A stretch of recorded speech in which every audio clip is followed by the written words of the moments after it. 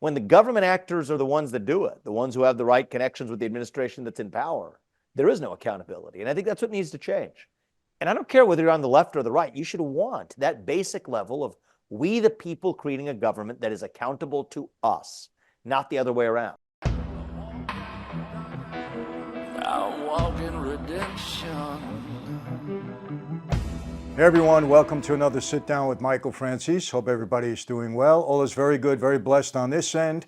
As always, I give all the praise, honor, and glory to God and thanksgiving for that. First of all, let me just quickly announce I'm going to be in the United Kingdom as of May 12th. That's my first day. I'll be there for 2 weeks. We end up in Dublin, Ireland, and looking forward to it. I think we have 10 dates, and I know it's going to be a great time. So for all of you out there in the United Kingdom, I can't wait to get back there. We had a great time in 2022, and I know it's going to be even better this time around. For all of those of you that are enjoying Franzese wine, thank you very much. I'm not taking a glass on this one. I had a little glass earlier for lunch, but thank you very much. We're getting such great comments. And for all the new associates that we've brought on board, really appreciate it. And thank you for the job that you're doing spreading the word, I should say, about Franzese wine. Thank you very much. And it's really having an impact because people are trying it, enjoying it, and we're spreading all over the country and into the United Kingdom and Australia now. Pretty soon we'll be a global brand thanks to all of you enjoying our wine. What else do I have to say? I think that's it for now. So let me talk about what's happening today. On YouTube, I understand. People don't want to hear politics. They want me to tell mob stories. They want me to tell things that are, maybe happening, relative to crime. I did something on OJ. I recently did something on John Gotti. An interesting story came up, and I'm going to do that when it's appropriate, when there's something to talk about. I told you on YouTube, I'm not going to make things up. I've been on this platform for 3 years. I told you everything that I know about my experiences. I can't remember everything, of the 20 years I spent in that life. But when something is appropriate, and I think it's of interest to you, and it'll be entertaining and provide information, I'll do it. The other thing that I want to do, and I've been doing it very successfully on Rumble, and hopefully some of you continue to accept it here because I get a lot of good comments and I get some that are negative, but that's okay. We're a country that is based upon ideas, and it's good to have debate back and forth. But there are issues going on in this country that we just have to pay attention to because it's affecting our lives. When you go to a grocery store now and you got to pay double for a pound of chicken, okay, when you go to a gas station, you're paying $3 more a gallon than you were before. These are important issues because they're affecting your lifestyle. When you have to worry about getting on a subway in New York because you don't know who's standing next to you, might hit you over the head or throw you onto the tracks. Okay, when people are coming over the southern border bringing narcotics that might come into your family and affect your children, you have to be concerned about these things. So you say, oh, it's politics. It's not politics. These are issues that are affecting our lives. Yes, the way they are dealt with is politically motivated. Absolutely. But these issues are affecting our lives. And as Americans, we have to do something about things that are negatively affecting our lives. Whatever it's in our power to do to effectuate change, we have to do. I have a platform. Remember this, people. To those who have been given much, much is expected in return. I believe that. I've been given a lot. What have I been given? My freedom. My life in some ways. I came out of a bad situation. I got a beautiful wife. I got children. I got a life. So I'm thankful of that. And I want it to continue in this country for my kids and my grandchildren. That's why I talk about certain things. So today I have a guest. His name is Vivek Ramaswamy. People know him. He ran for president. He was on the debate platform. He did a great job. He speaks his mind. He's a bold guy, very, very successful, billionaire, built his own company, self-made, went to Harvard and Yale. He's got 2 beautiful children, a great wife. He's a success story. America allowed him to become a success story. And we want that to continue. We don't want people infringing on our lives. We don't want 1,000 regulations every time we walk out the door. We got to worry that we're violating some kind of regulation. Every time we open a business, we have to struggle to keep ourselves in business because of the regulations and the fees and the tariffs and everything that we have to pay. We don't want that. We don't want interference from foreign countries. And we don't want to worry about crime in our cities or drugs in our cities. So yes, I'm going to talk about it. So I brought Vivek on. It's a privilege to be able to speak to him. I really mean that. because of what he's accomplished in his life. So we're going to have a very, very good sit down, I'm sure. I have a few things that I want to discuss with him. He's talked about a lot of things, but I have my own things on my mind. So we're going to talk about it. And I hope you really enjoy it. And people, please understand this is important to you. Whether you believe it or not, it's important to you. You need to know the facts about what's going on today. So, okay, here he is, my guest, Vivek Ramaswamy. I hope you enjoy it. And here we go. Vivek, let me tell you, it's a pleasure really to sit down and talk with you. I've followed you now ever since you entered the campaign. I think you did a tremendous job. You and I happen to share the same ideology in a lot of different ways. And I've been very excited to sit down and talk with you. And first, I want to commend you for everything that you've accomplished in your life and for the fact that you were bold enough and took the step to get into the primaries and actually run for president. It's a big step. And I thought you did a great job. I really did. I appreciate it, man. Thank you. And, we're looking at having an impact on this country in other ways now. But I was in this and drawn by my sense of purpose for our country. And, I've been an admirer of your story as well. I think it's amazing to see people who are able to turn new chapters in their life and in a way that discovers more to this life than just what our past experience had been. And I think you're a good inspiration to people for being able to open your own mind and heart to, a new stage of your journey in life. I feel like we're at a stage in our country where we need to do the same thing, is we need to turn the page and move to a new stage of our national history as well. And I'm ready for that. Well, I agree with that. And I'll be honest with you, Vivek, I've been through a lot in my life, but nothing is keeping me more awake at night than what's going on in our country today.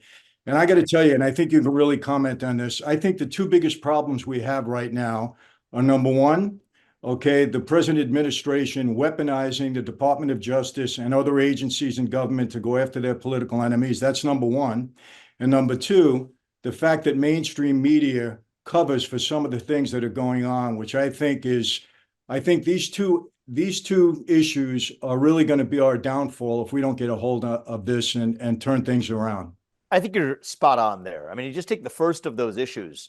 This is not a Republican or Democrat issue. We believe in the rule of law in the United States of America. That's who we are.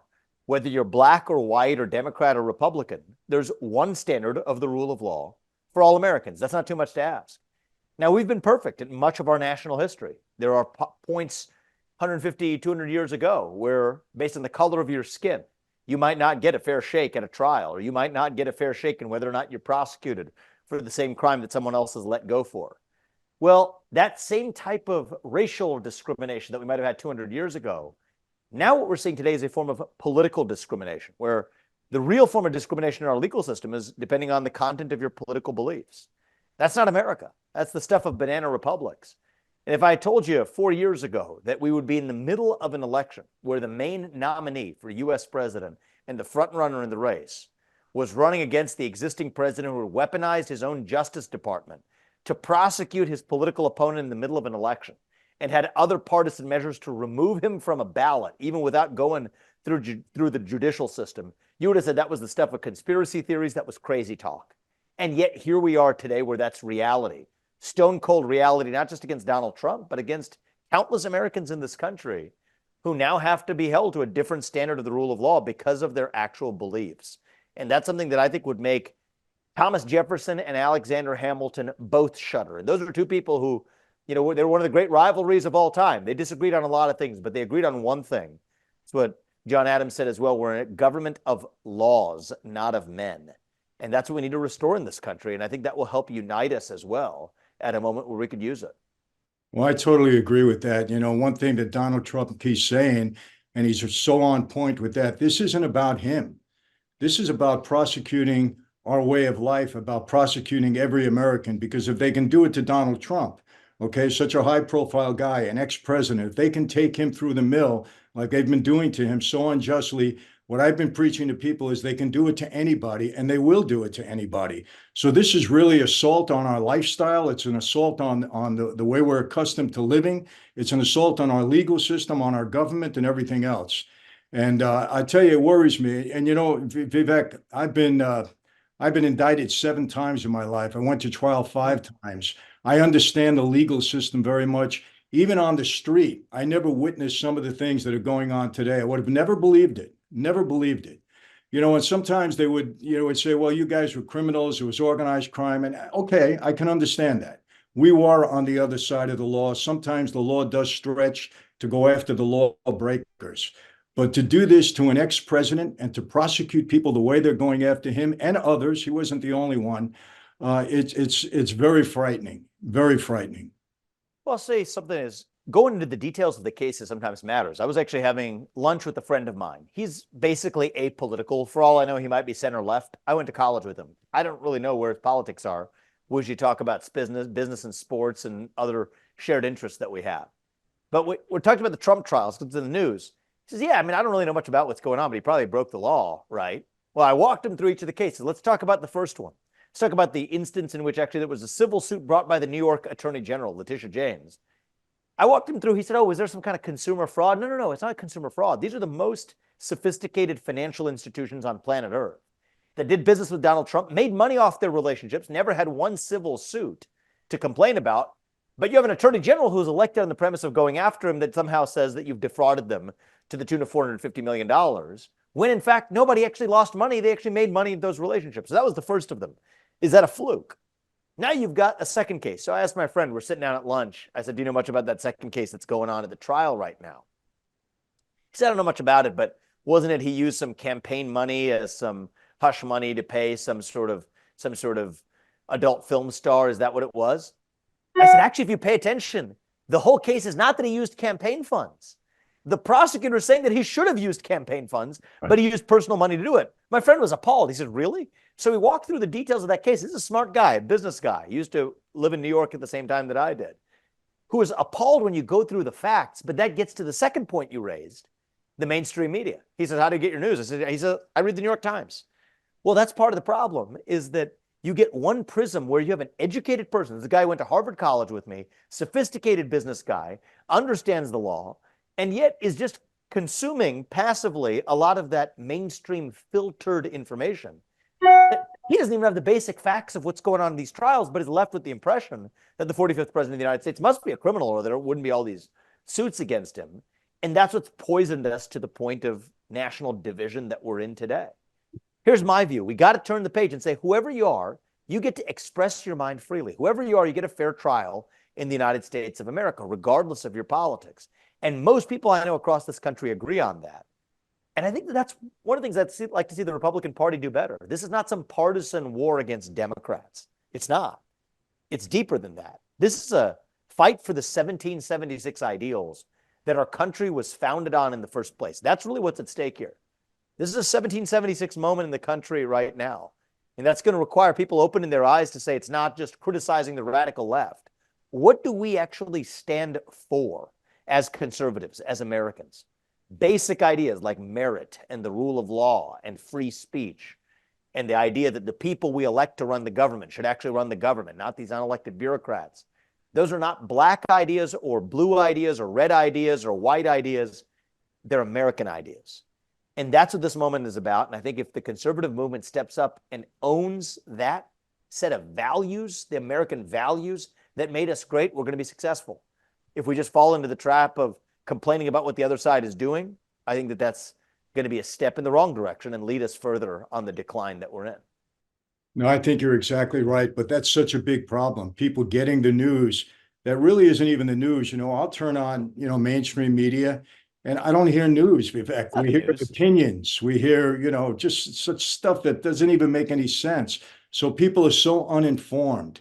I was at a fundraiser with Speaker Johnson a couple of weeks back. He was here in Newport Beach.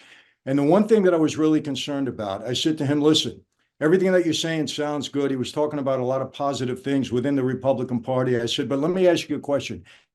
How are you going to prevent, voter fraud this time around? Because it's going to happen. I'm not into all conspiracy theories, and I don't want to go back to what happened in 2020, but we know it's going to happen. It happened before, it's going to happen again.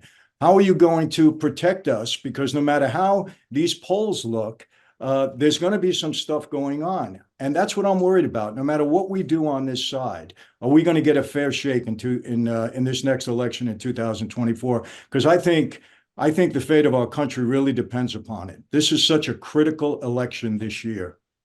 Yeah, I think it is. I do think that there's also ways in which the Republican Party hasn't done a great job That's right. standing up for certain issues. I mean, we were just talking, you and I just now, about the weaponization of government. Well, you have many of those congressional Republicans who voted for more tools for the weaponization of government with the expansion of FISA 702. It wasn't a reauthorization, it was an expansion. You have the same Republican Party ultimately throwing its weight, including with the Speaker of the House behind it, not just behind FISA 702, but also behind forking over more of our taxpayer money that should be used to solve domestic issues right here at home that we're failing to address in protecting our own homeland, to fork over more money to Ukraine, so some kleptocrats able to really siphon that money off from really not even advancing their own war aims. If you look at the accounting for how that money's been spent, it's abysmal. And so I do think, again, we fall into this trap sometimes as Republicans of just blaming the Democrats. Well, we got to take a long, hard look in the mirror ourselves and figure out what's really wrong in cleaning up our own house. And I think that that's something that we got to do. It's a little uncomfortable, but it's not just going to be talking about the basic platitudes of small government. What does that actually mean? Are you willing to shut down agencies? Are you willing to fire millions of federal bureaucrats and send them home? Are you willing to actually reject the interventionist foreign policy agenda to be able to take care of real pressing problems that we face right here at home, actually move our own military to our own southern border, actually end birthright citizenship for the kids of illegals, actually shut down major parts of the federal bureaucracy, turn off the surveillance state rather than reauthorizing and expanding FISA 702? No, much of the Republican Party isn't there for that. And until we do, we're not going to save this country. And so as much as I criticize Democrats, I think it's important to be appropriately critical of those Republicans that are impeding progress in this country as well. I totally agree with that. And I've been very frustrated with what I've seen. One thing I want to bring up, this whole investigation on Hunter Biden and Joe Biden. Vivek, I've had 3 racketeering indictments. I'm very familiar with the statute, 2 federal, 1 state in Florida. I'm very familiar with the statute. And I can tell you this, just from what Congress has brought forward so far, that is 100% a racketeering indictment. You're an attorney. I think you know the statute too. But again, it's absolutely an indictment. I'm not saying that there's a conviction involved. Everybody deserves their day in court, but there was enough presented at this point in time. And my answer is, where is that happening now? I mean, Congress has stopped, it seems, this investigation. We're not talking about impeachment anymore. We never seem to follow through on this end. And it's very frustrating. We don't hold people accountable. Well, think about even just layers of accountability of things that have affected the American people. Look at the government actors who suppressed the truth about the origins of COVID-19, who suppressed the truth about U.S. funding, indirectly funding gain-of-function research that resulted in the creation of a virus that supposedly was the funds to prevent a global pandemic, actually contributed to creating one. Where's the accountability there? Where's the accountability for the countless government bureaucrats who have instructed, illegally threatened tech companies to do through the back door what they couldn't do through the front door by censoring speech, silencing specific critics of the government? You go straight down the list. When the government actors are the ones that do it, the ones who have the right connections with the administration that's in power, there is no accountability. And I think that's what needs to change. And I don't care whether you're on the left or the right, you should want that basic level of we the people creating a government that is accountable to us, not the other way around. And I actually don't know much about the total history of your own background, but one of the things that hopefully you're in a powerful position to do is also to talk about the personal journey that one takes. You've taken a journey from what sounds like a prior stage of your life to the stage of life that you're in now, shining a light, speaking candidly to people and sharing your story in a way that provides positive inspiration. I think that's what we need to be doing at the level of a nation now as well. I'd love to fast forward a few years from now and say, boy, we look at that last 5 years, last 10 years we had a country. Boy, didn't we screw some things up, from the origin of the pandemic to shutting down our economy to the DEI infestation of every institution to the censorship of speech in this country.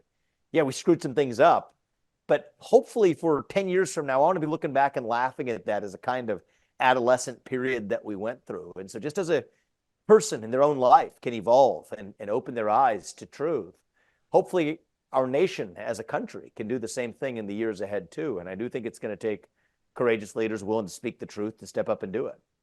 Well, Vivek, let me ask you this, because you travel the country, you speak with a lot of people. Do you think that things are changing, that if people are starting to recognize that we have some serious problems there? Do you think they're about to say, okay, whether I like Donald Trump or I like what's going on here, we have to effectuate change because I'll tell you, I'm a very optimistic guy, sometimes to a fault. My wife will say, oh, I always say, no problem, we can take care of it, just about everything. But I have a fairly pessimistic view of things that I see in this country. I'm really concerned about it. Not ready to throw into towel. I want to use whatever efforts I can to try to, enlighten people and see that they do the right things. But I don't know. I'm very, very concerned that we're just not going to get a fair shake and that people are just not realizing how serious the issues are right now. What is your experience with that? So look, I think people across this country are worried. They understand. I mean, the American people don't lack for common sense. I think what we might lack for is courage, actually. There is a gap between what people are willing to say behind closed doors and what they're willing to say in public. And I think that's the real threat to, you talk about threats to our democracy. That's the real threat to our democracy, is that culture of fear. Behind closed doors, people understand that, you know what, this country may not exist in the next 10 years unless we step up and do something to save it. It's a 1776 moment. I meant it when I said it. I think most people across this country recognize that. You got 10 million plus illegals pouring into this country through the southern border. Even if 1% of them have ill intentions, that's hundreds of thousands of people with bad intentions that are in this country right now. We're entering one of the most dangerous periods I think we've been in modern American history. And so I think most people intuitively understand that. You see the crime waves across this country. You see the economic frustrations of prices that have gone up, interest rates that have gone up, but wages that have remained flat against the backdrop of national division. People being told to shut up, sit down, and do as you're told. People feel that. They internalize that. But they don't feel free to talk about it. And so I think the way we're going to get this back is, I've even traveled in New York City, right? I'll get doormen or Uber drivers or taxi drivers tell me quietly, hey, I supported you. I'm interested in you. I want Donald Trump to be the president, but don't tell anybody I said that. Right. Well, it's interesting. If everybody says it out loud, it's amazing how you'd realize that you weren't the only person in the room who believed what you did. And I think that's what it's going to take. We've had an epidemic of fear in this country. I think we're about to have an epidemic of courage as more people step up. We're starting to see a little bit of that. But most people understand. I think I understand it. I try to share with as many people as I can. If my kids are in high school, you met them right before we started this discussion, right?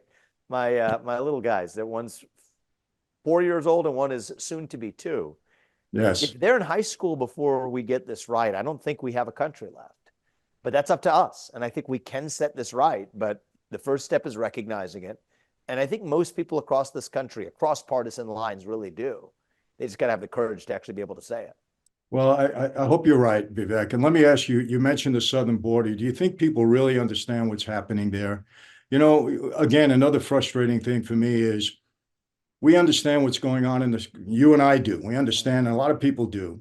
We've got a head of the FBI that gets on national television and says that the threat of some kind of terrorist act is imminent. It's not if it's going to happen, it's when it's going to happen. And aside from all the other issues that are happening with criminals coming over the southern border and wreaking havoc in some of these neighborhoods, okay, how do we not have a president that realizes that our national security is at risk at this point in time? We're at risk of a terrorist attack from his FBI agents telling him this, the head of the FBI, and he's doing nothing about it. What is that? Don't people understand how serious that is? Again, these are the things, I guess at my age, they frustrate me. I'm getting a little older now. And I just don't understand how people are not in tune with this and see how serious this situation really is. I think people understand it, but I think that part of the issue is if you look at all of this as a technical failure, then it doesn't make sense. Well, couldn't we just build a wall to stop those people from coming in? Couldn't we use our military to seal the border?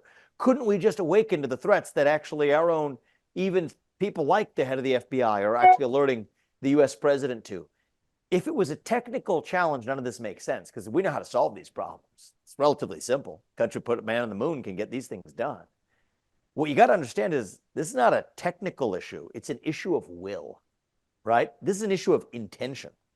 I think it's no accident that many of the same people, that most of the same people who are in favor of open borders are also the same people who are against voter ID requirements at the ballot box. Yeah. Think about that. Those two things are two separate issues. Why is it the same people who believe one thing that also believe the other thing? It's because they go together. It's the incentive structure we've created.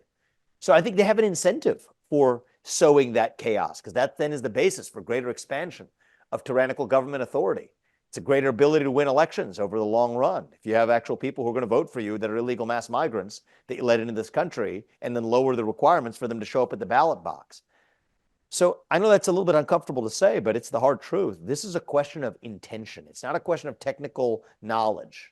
It's not a question of stupidity. It's a question of poisonous intention. And once you see that, the rest of it makes sense. But if you miss that part, you've missed the plot.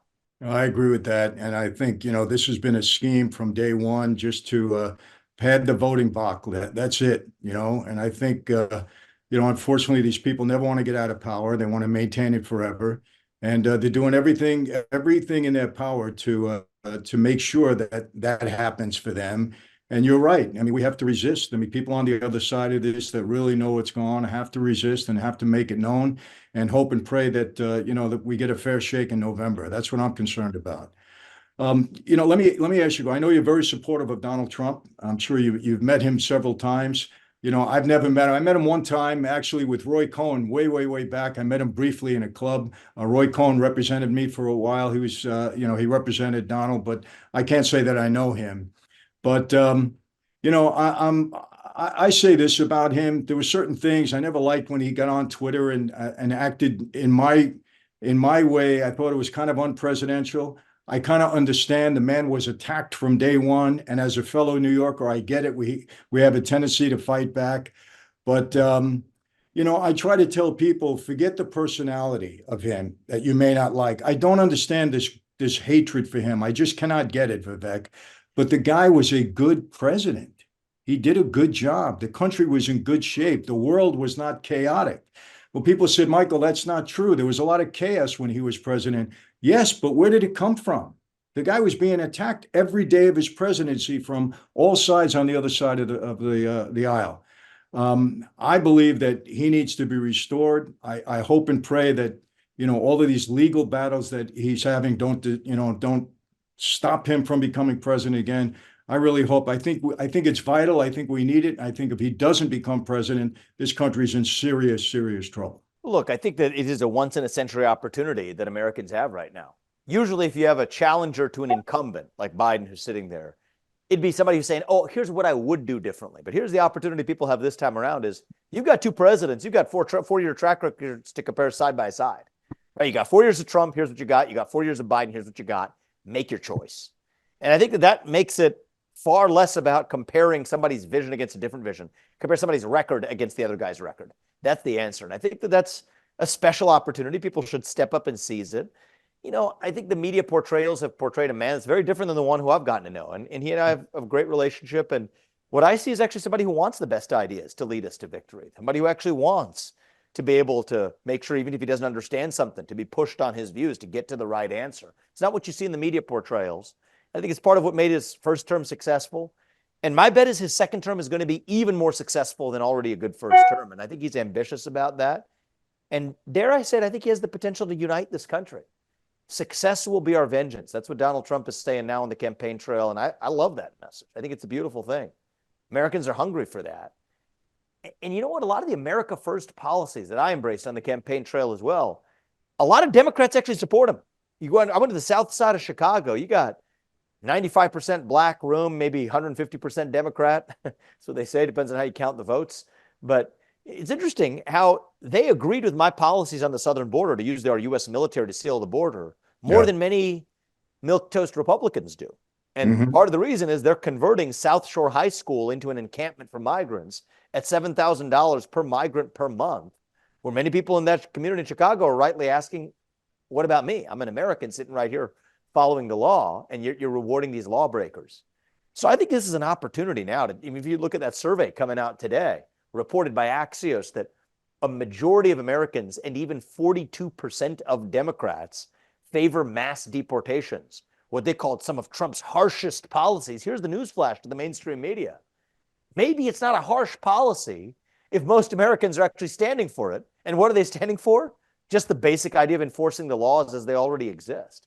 So I agree with what you said earlier. I think the filters of the mainstream media are destructive to this country, but we're not going to sit here just complaining about it. I mean, we're sidestepping that right here, having a conversation that isn't running through some sort of central press filter or Exactly. newsroom filter at the New York Times or at CNN. And I think that, it's a big part of what it's going to take to revive this country. We've always, as a country, found our way around obstacles, and we will this time around as well. It is also why I'm dead set against internet censorship, because the internet is the best backstop we have to that mainstream media to provide competition. But yes, it's going to take our First Amendment to really protect us, to keep a free and open internet preserved, where the government's now threatening those tech companies to silence speech. That's a real threat. Yeah. But assuming we're able to protect a free and open internet, I think that we're going to be able to solve that problem of the media filter through alternative ways of reaching the American people, and that's what we're doing. I agree with that. Two questions left. Number one, do you agree with the poll? How do you feel about the polls? Do you think they're legit? Most of the time, these polls that we're seeing.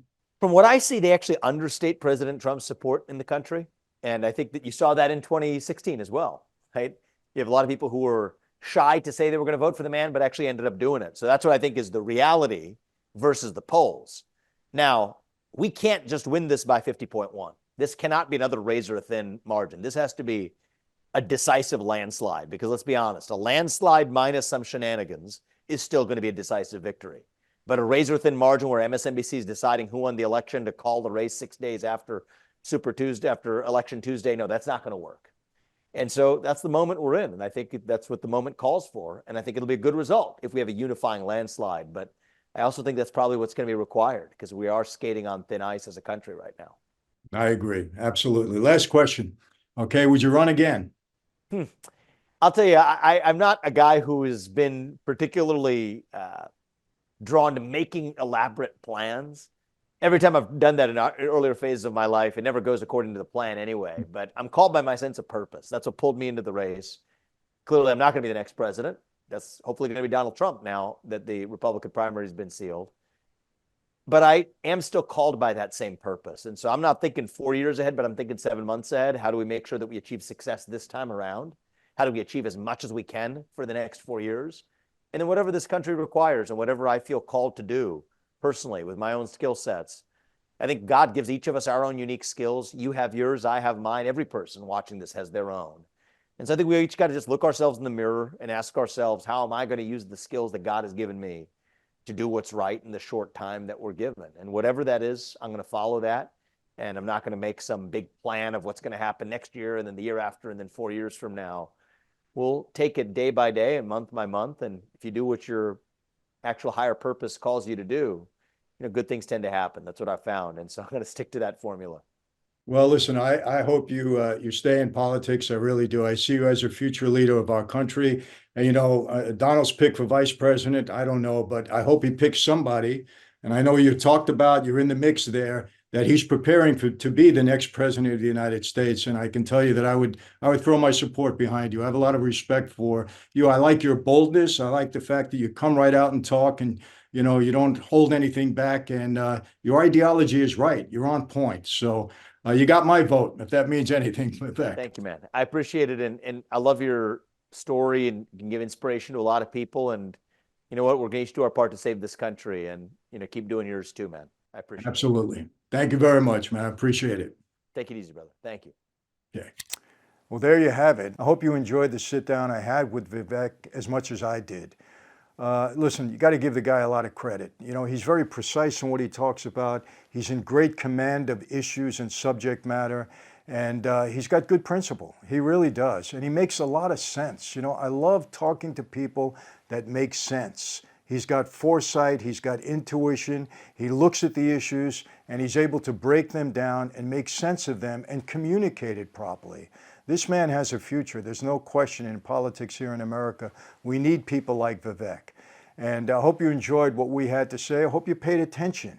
And people, again, yes, politics are on top of this, but these are issues that are affecting our daily lives, and we have to pay attention.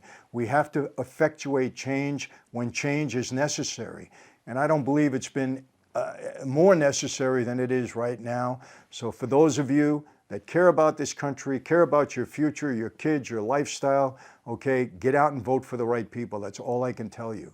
Get out and vote. Don't sit on your laurels. Don't say, oh, I don't make a difference. You do make a difference. You do. It's very, very important. People have been asking me about, contacting me on Maniac. I've been getting a lot of communication on Maniac, M-I-N-N-E-C-T.